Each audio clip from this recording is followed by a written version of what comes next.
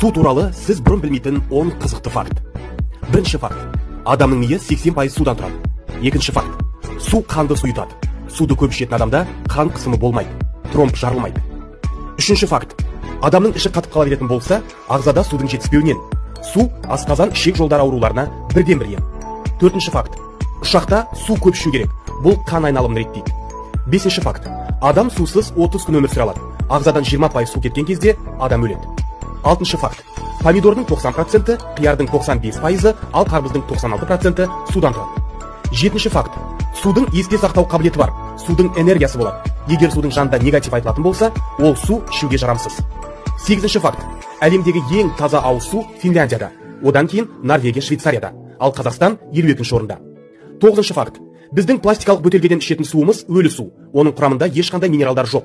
Адам ағзасына пайдасы жоқ. Тек туалетке ағып кетеді. Оныншы факт. Таза ауыз суға байланысты соңғы 50 жылда 21 соғыс болған.